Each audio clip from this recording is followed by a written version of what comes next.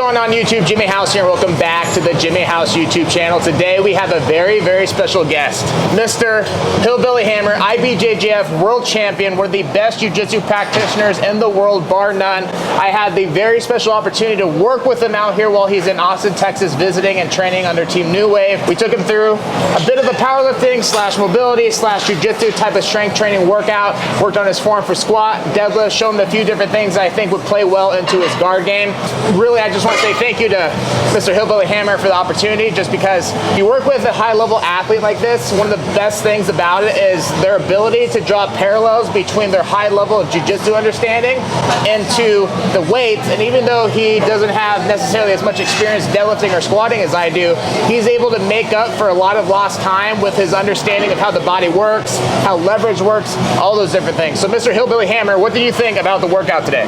Well, I thought it was incredible, man. There was tons of things that I had questions on for a really long time, and any question that I had, it was like readily answered. So it's it's basically like having like Google in front of you, you know, with having Jimmy in front of me here today lifting weights. So any question I had, any bit of information I needed, it was readily available, and it was very well explained to me too. He's an amazing teacher. As good as he is at getting the weight off the ground, he's as good at explaining how to get it off the ground as well. You can't just be all, you know, strength and brawn. You got to be a little bit brain too, and that's Jimmy House.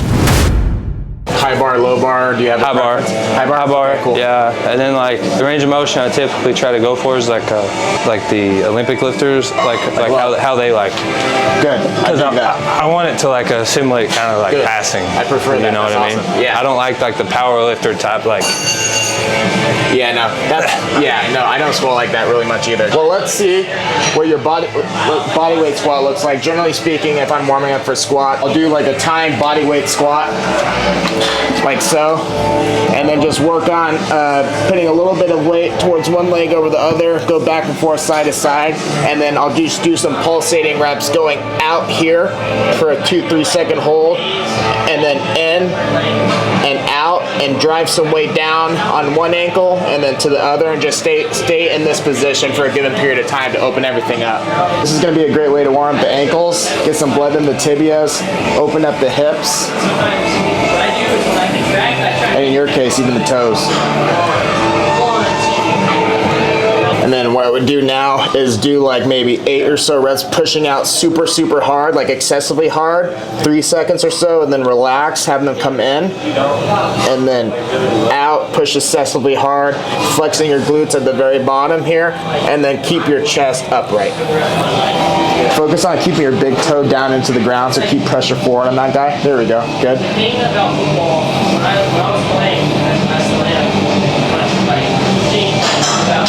Okay, so let's find a decent working weight where you're getting that typical 8 to 12 with a 5-second eccentric and then an explosive get up. Okay. So whatever that ends up being, we'll find where that is. Let's start with the bar.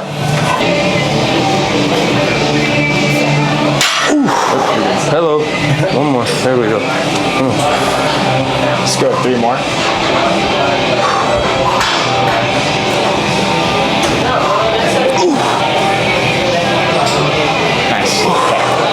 Three main things I would say is we could probably get in a more comfortable bottom position if you took your grip out just a tiny bit. Further out. Yeah, not necessarily all the way, but sometimes shoulder mobility can be a limiting factor in your upper body positioning once you get down. So cause right here, you're kind of back, your wrists are kind of tight, and it's kind of hard. I have the same issue. So take your grip out to a point to where you can get your wrist a bit more neutral.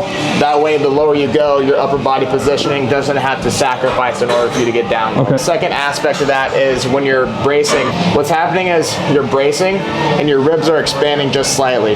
Whereas in an ideal world, when we brace, you want to try to stack everything. So instead of this, it's going to be more like this. And you can okay. Go ahead. Yeah. If you can use your brace to pull your tailbone underneath you to neutralize your lumbar spine, you'll probably see a little bit less anterior pelvic tilt and a little bit more neutrality at the bottom versus bracing and then having your butt stick out like this, putting a little bit much on your lower back. Okay. Focusing on stacking your ribs, getting your spine stacked. Good. Last one here. Hell yeah. Good. I like that.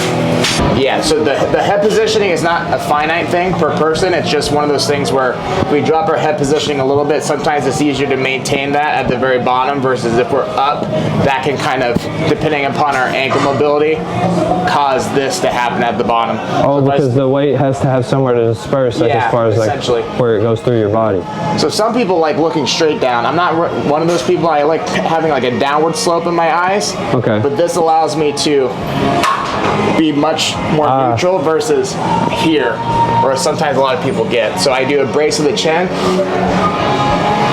look straight ahead at a downward angle, and then drive into the hole. Oh, and that way your spine is able to maintain neutrality. Yeah, exactly. Okay. Keep it as rigid as possible. Yep. Okay, cool. Nice, good. Let me see what happens when you bring your stance in 1/4 of an inch each leg. In or out? In. Yeah, just a tiny bit. Even the heels too. Okay, there we go. And still push your knees out all the same.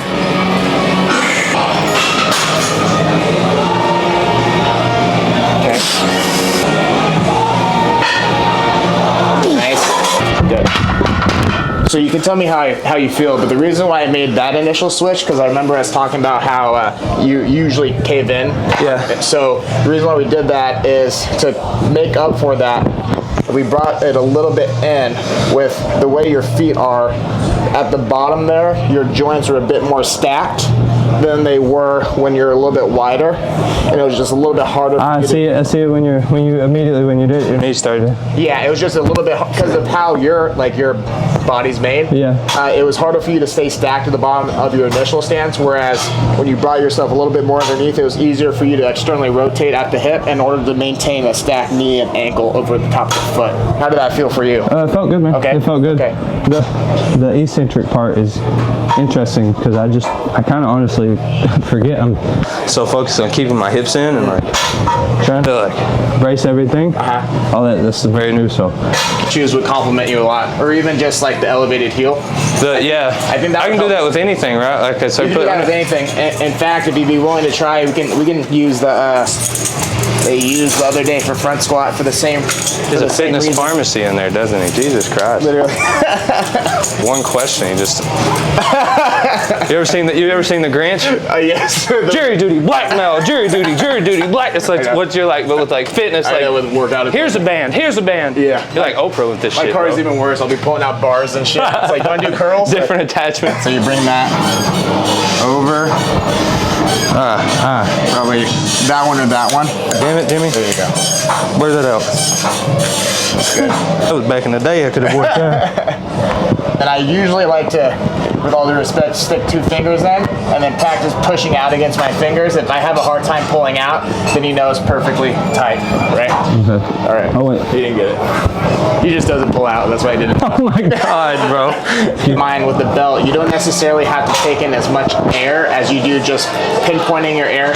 Generally, I can feel like this thing. Just a little bit of air and push out. That's it. Oh. And for you, I'd probably go like halfway up, like your heel being about right here, while the other half of your foot on the ground. Yep, at the same stance width that we did before. Focus on the belt. Nice, Jake. Nice. Push that big toe down. That's it. Nice, brother.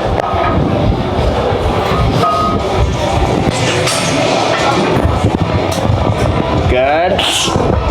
That was the best one yet. That was really good. Yeah. So the main differences are because of the fact that you have a little bit of the artificial ankle mobility to send your knee farther forward, it was able to kind of take away a lot of that butt wink or that anterior pelvic tilt that you're dealing with before. So the bottom positioning was much easier, and because your upper body was more vertical, you could engage your quads better just to stand up. Stabilize it.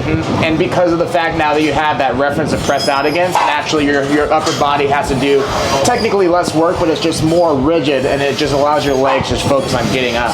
Okay. So the difference, and even for me too, my ankle mobility is decent.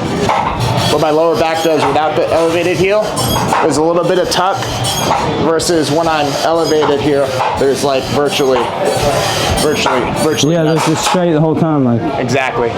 For you, this would be a great way to progress your squats without necessarily risking maybe the wear and tear that you would get from like a butt week over time, and then having accessory workouts program that would increase your ankle mobility, lengthen your hamstrings, increase your hip mobility, so that you could eventually get to that bottomless body weight, or not body weight, heel-less squat. But until then, you can use this as a supplement. This is really just giving you ankle mobility. Okay, that's what the purpose of it is. That's really what it is. Okay. And naturally, because your knees go forward more, you'll hit more quad.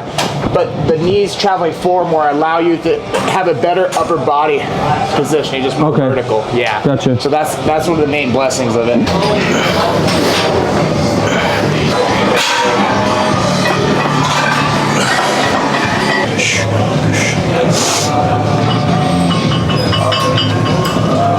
Beauty. Nice, Jake. Good, good, good. It's forward, keep them forward. There you go. Keep them forward as you get up. Better, better, much better. Good. Nice. Good work. Woo. Nice shot, brother. So that cue that I gave towards the end as far as keeping your knees forward, especially with high bar, when fatigue kicks in, our quads get more tired, and then we want to like basically start good morning it. It's almost impossible to completely mitigate, but if you can remind yourself out of the hole, because you're going down loading your quads, your knees are going forward. If you can remind yourself to keep your knees forward out of the hole, it's going to be easier for you to stay more vertical and use your quads to get up, rather than losing that and then being forced to like use a lot of lower backs and glute to try to good morning it up. Okay. So, and the same thing goes for the front squats we did. In order to stay vertical, we got to keep our quads loaded, keep your knees forward. It's very easy for us, me included, to want to raise up the hips and lose the quad load that we worked for going down, which is where the eccentrics can be beneficial, because like you're training that movement pattern eccentrically to teach your body what it needs to do without thought, and as they load with the weight, then you're driving through the big toe to come up. That big toe connection is generally like the make or break of that. Yeah, your upper body posture is really what to kind of study here. Much more upright, and then the bottom positioning looks much better. Oh my God. Yeah. And then because of that, the distribution of weight on your feet is also better, because we found like the width that we need to use in order to keep like your knee and ankle stacked. My body's stale instead of being like, sometimes I feel like going down, I'll get like here and I'll be like fucking. And you see, just we talked about, like your specific anatomy where you kind of cave in and you're on the instep. That's why, like, I think it'd be beneficial for you if we're trying to have like an efficient, powerful squat. To be narrow stance, so that you can abduct at your knees, at the hips. Here. And still stay, and still stay stacked. Because if you look at the bottom there, squat down again. When you push your knees out, everything's stacked here. This is a very athletic position for you. So this is more athletic than being like. Well, for you specifically, just because like with your issue where you start to get weak because you naturally, like your anatomy has you like caving in at the foot. When you're wider, you're like fighting that and also trying to fight your knees out, and then you're like having just overall restriction here. Whereas we can get a little bit more narrow, keep our knees and ankles stacked, and not have to deal with the restriction and just be powerful coming through the floor as if we're trying to jump, you know? That same type of power, which is what you're gonna actually come to find with the deadlift now. The stance to me replicates that of which if I asked you to jump as high as you can, because the hinging and loading mechanics of the quads and hips are very similar. With the deadlift or with the squat? Almost both. The deadlift is obviously higher hips, the squat's going to be lower hips, but where the joints line up is similar. From an athletic standpoint, again, like you said, you're not a power lifter, so we're not trying to cut depth for weight. We're trying to maximize weight for efficiency and find the best position we can athletically. So I think I like that for you long term. And if you are a fan of Hillbilly Hammer coming to check out the video, first of all, let me tell you guys that wholesome and as kind and as funny as he seems on camera, on YouTube, on Flow Grappling, it is just as accurate, if not more, in person. And he's one of those guys where if he's your hero, I definitely recommend meeting this guy, because I myself was a big fan coming up, and I was really glad that I actually had the opportunity to meet him, let alone work out with him. Even Matt is a big fan of him too, and I know his mom and dad are back home. So with that being said, hope you guys enjoy the video. If you do, like, share, comment, subscribe. Enjoy the workout. Let me know what questions you got, and we'll see you next time.